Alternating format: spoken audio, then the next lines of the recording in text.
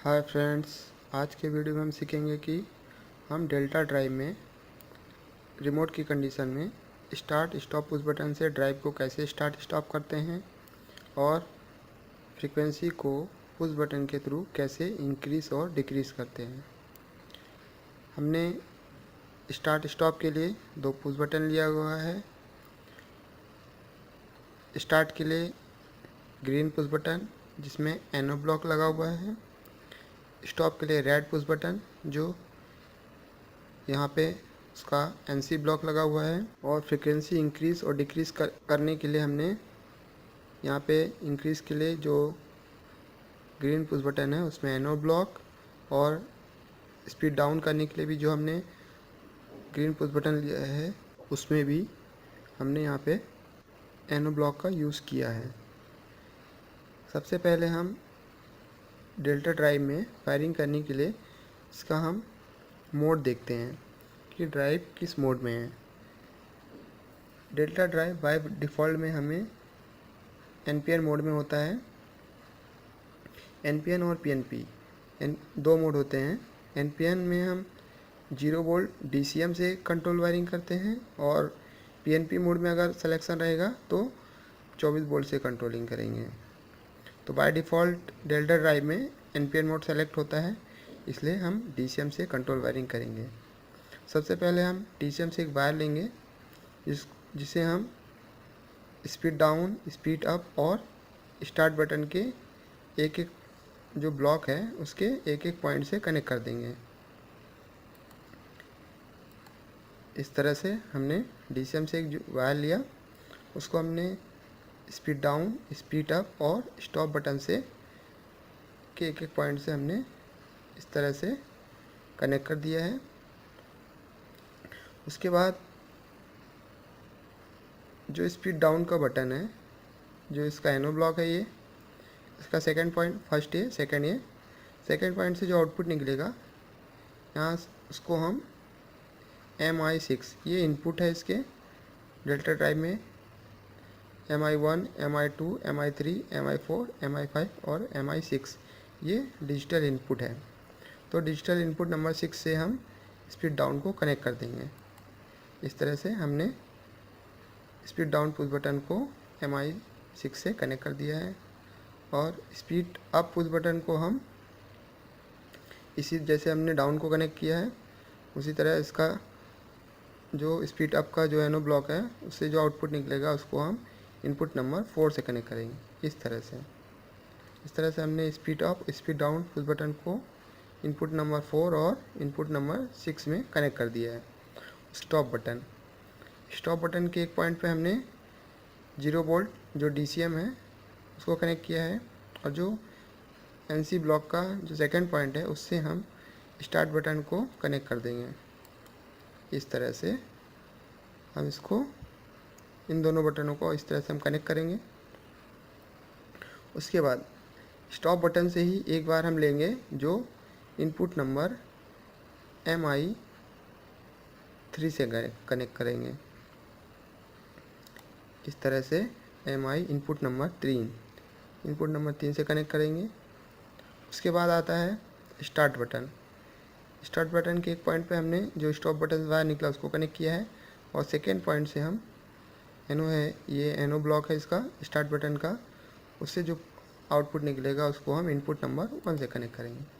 इस तरह से हम इनपुट नंबर 1 से हमने कनेक्ट कर दिया है। इसे हम 3 वायर मोड भी कहते हैं। हमने 1, 2 और 3 स्टार्ट स्टॉप के लिए हमने 3 वायर लिए हैं, तो इसलिए हम इसको 3 वायर ऑपरेशन कहते हैं।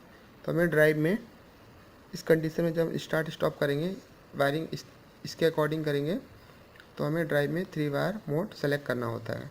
इस तरह से हमने स्टार्ट स्टॉप पुश बटन की वायरिंग कर ली, और फ्रिक्वेंसी को इंक्रीज़ और डिक्रीज़ करने के लिए हमने 2 बटन को लिया है। अब हम वायरिंग समझने के बाद अब हम इसकी प्रोग्रामिंग को समझते हैं। ये हमारे पास है डेल्टा ड्राइव का EL सीरीज का यूज़र मैनुअल। ये पैरामीटर 0001 पैरामीटर लिस्ट है। हमें सबसे पहले इन दोनों पैरामीटर की 00 और 01 की ज़रूरत नहीं है। सबसे पहले आता है पैरामीटर नंबर 0.02 पैरामीटर रीसेट।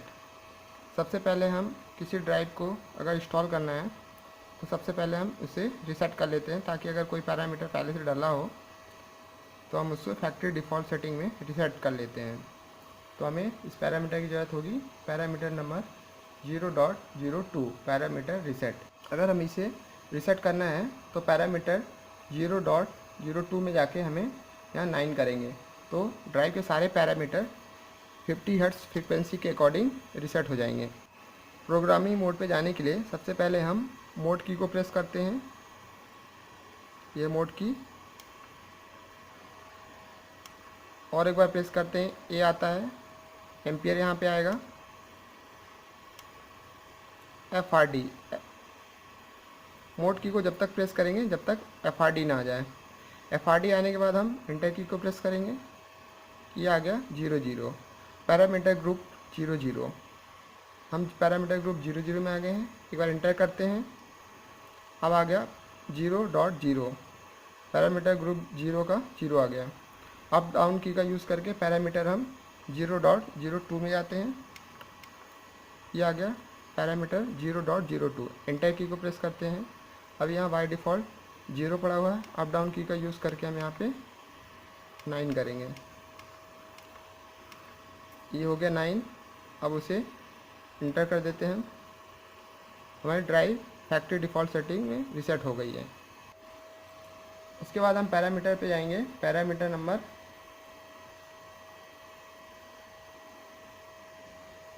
1 के ग्रुप में आएंगे, 1.00 मोड की को प्रेस करते हैं और प्रेस करते रहते हैं जब तक कि FRD नहीं आता। FRD आ गया, उसके बाद इंटर की को प्रेस करते हैं।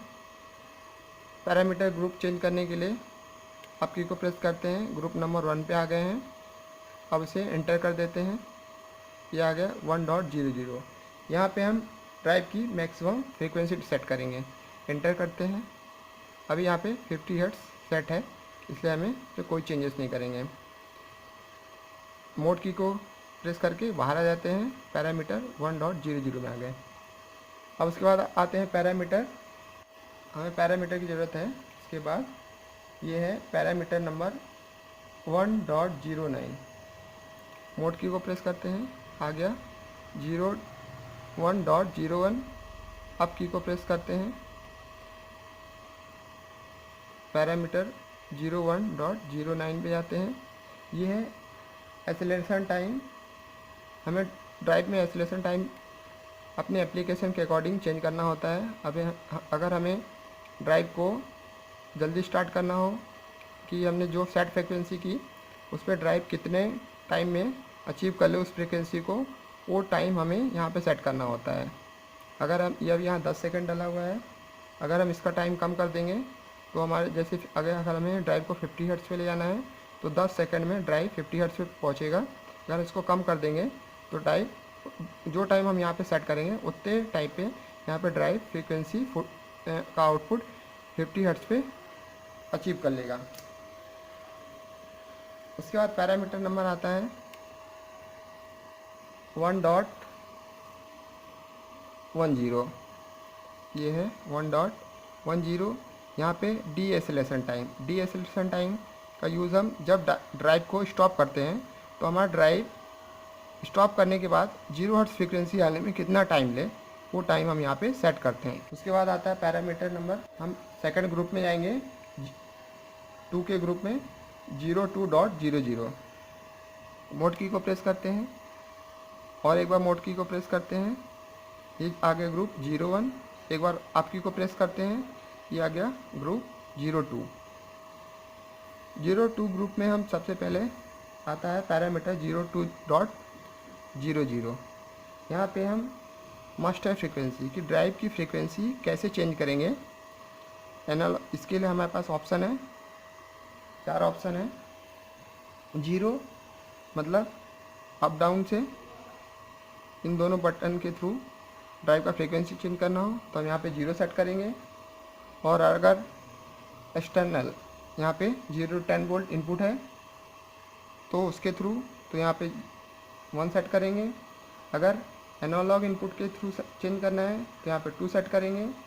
और अगर 485 कम्युनिकेशन के थ्रू हमें सेट करना है तो यहाँ पे 3 चेंज करेंगे। और अगर ड्राइव के ही इस पोर्ट के थ्रू चेंज करना है तो हम यहाँ पे 4 सेट करेंगे। तो सबसे पहले हम अभी ड्राइव की फ्रीक्वेंसी हम पुश बटन